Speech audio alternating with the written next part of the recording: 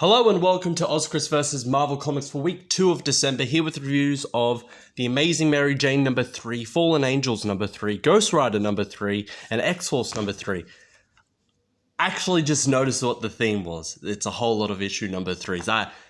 I did not plan this. I actually did not realize these are all literally the third issue of their respective series. So, starting off with The Amazing Mary Jane, written by Leah Williams, art by Carlos Gomez and Lucas Wernick, the coloring by Carlos Lopez, and the cover by Humberto Ramos and Edgar Delgado. So the Savage Six attack the production of Mysterio and MJ's film. So the two go off to deal with the Savage Six. MJ trying to help get the crew out of the situation so none of them are injured or even worse, possibly get killed in the ensuing attack. And Mysterio is captured while in disguise. The Savage Six do not know that Cage is actually Mysterio in disguise. Mysterio is captured by one of them, and he works to use his powers to effectively trick them into thinking they've been transported to a desert and forced to walk for miles and miles until they end up at the Joshua Tree National Park. So that's the main first half of the issue. The second half is them having to deal with working at a new location, given that where they were before was just attacked and partially destroyed by the Savage Six. So story, I'm going to give it a 4 out of 5. I think it was good. It's fun. Apart from like really good stories that are free of like obvious politics and agendas and all that, something that Marvel has been lacking is fun comics. And this really is, in my opinion, it is a fun comic of just MJ and Mysterio trying to make a film. A whole lot of stuff is happening, both production-wise and then also supervillain-wise, that is messing up with their film. They honestly just want to make a film that kind of paints Mysterio in a better light. It is just a fun comic, and I've definitely been enjoying it. The art and the coloring for the interior, I'm going to give a 4 out of 5. It is good. Good art, good coloring there. The cover, I'm going to give a 4 out of 5. I think some good art, some good coloring. There's a few weird anatomy but that's Ramos. It's always going to happen. And I remember when this cover came out, everyone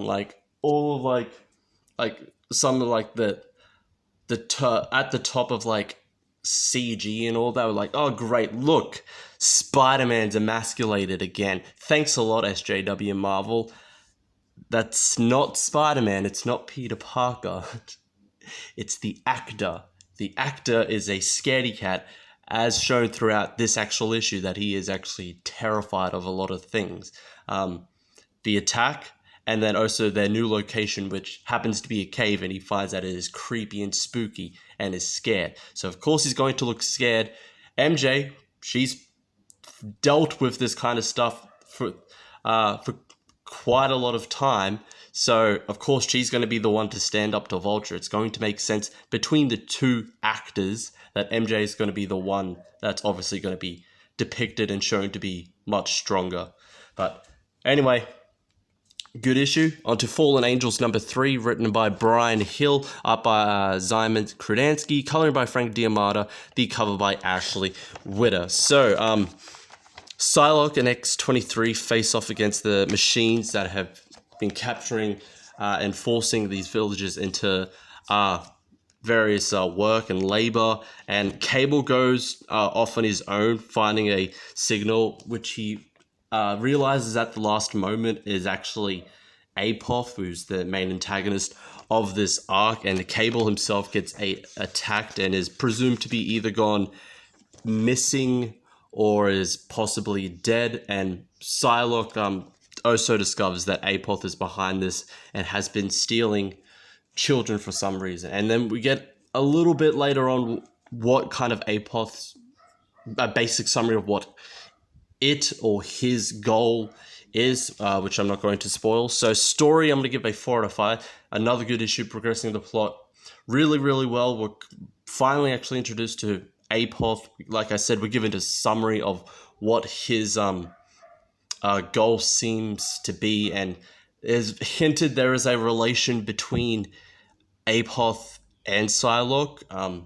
I've got theories of who it could be, but the seeds for that who Apoth could be is planted in here, and some connection to Psylocke. The interior art and coloring, I'm gonna give a 3.5 out of 5. I think it was above average. Some of the action shots look pretty good, but I think my main problem with this is like it's quite dark. Like it is really dark in a lot of spots. I know it's not supposed to be like the brightest and friendliest of all comics, but a lot of the time it's just a really like dark setting and all that, and it didn't look particularly that good in my opinion. The cover, on the other hand, I'm going to give a 4.5 out of 5. The art and coloring on this cover looks great. Doesn't really particularly have anything to do with the interior, but I think it's a great cover nonetheless. Onto Ghostwriter number 3, written by Ed Bryson. The art by Juan Frigeri, the coloring by Jason Keefe, the cover by Aaron Kuder and Dean White. So something is wrong with Johnny. His time in hell is severely changed him to now he's kind of out of control. Possibly there are other forces that are manipulating him to be this way. But the main thing is that Danny Ketcher's got what he wanted. He no longer has the spirit of vengeance. He is no longer a Ghostwriter. But the problem is he is conflicted about what to do. Like I said, he's finally got what he wanted, but Johnny is out of control and he needs to be stopped. And to do that, Danny needs to be Ghostwriter again. So he's in a bit of a dilemma here, having to pick between duty and his personal desires. He thinks that being the Spirit of Vengeance Ghostwriter has really messed up a lot what's happened to him recently and all that. Been a huge burden he wanted to get rid of. He's finally got rid of it, but it's shown that he needs it to save his half brother. So that's mainly what's happening in this issue. Also, Hell, the forces of Hell are uniting together to overthrow Johnny, and it's implied that there's something going on with Mephisto. Mephisto may be required to deal with this situation as well, given, his ties with the Spirit of Vengeance. Maybe Danny has to go visit the former King of Hell himself to get his powers back. So story, I'm going to give it a 4 out of 5. I think it's definitely a good issue, progressing the plot really well. Really good development in the story with Danny. Like I said, he's finally got what he's wanted.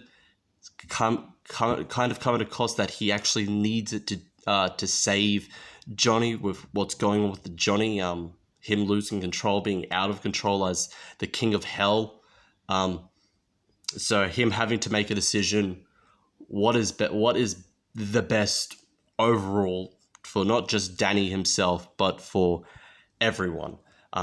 The art and coloring in the interior, I'm going to give a 4 out of 5. The art and coloring was definitely good here, especially just this page here of King of Hell Ghostwriter. I love this page. It looks so damn good.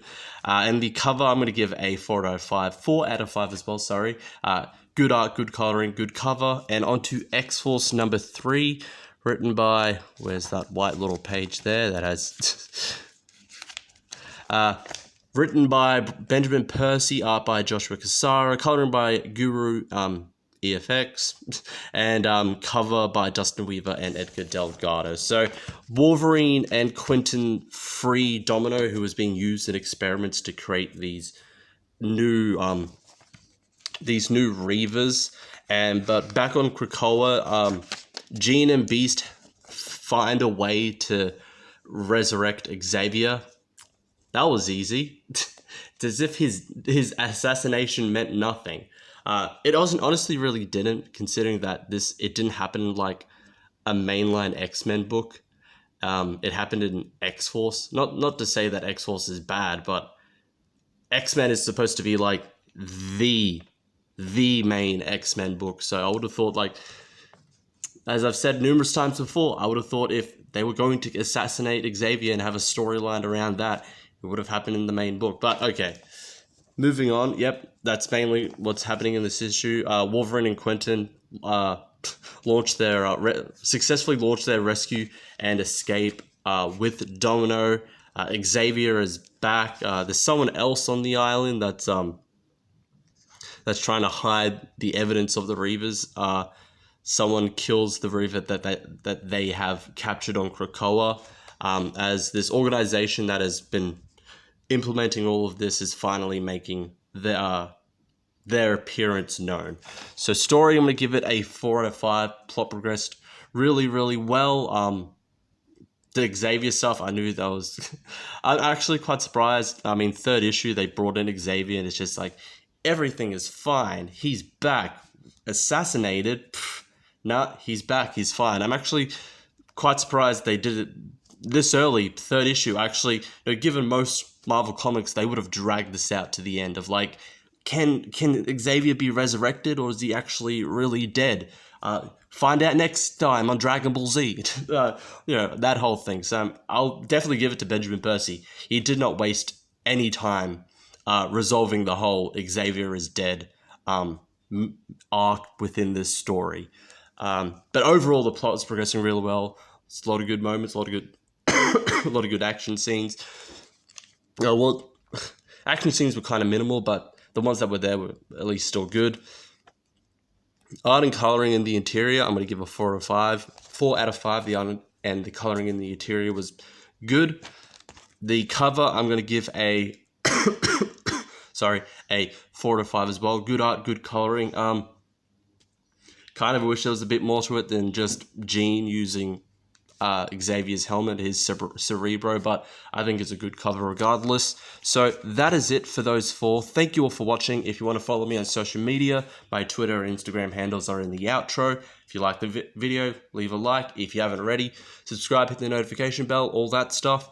And I will see you all in the next one.